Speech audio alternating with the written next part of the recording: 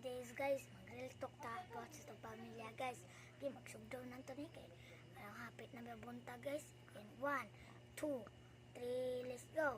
Akong lulo, mamunal kong mahubog. Ang ako lola, buutan kaayo. Ang akong ate, lisod kayog suguon. Akong mama, sige ra og pagwapa. Ang akong mamo, sige la og trabaho. Salamat guys.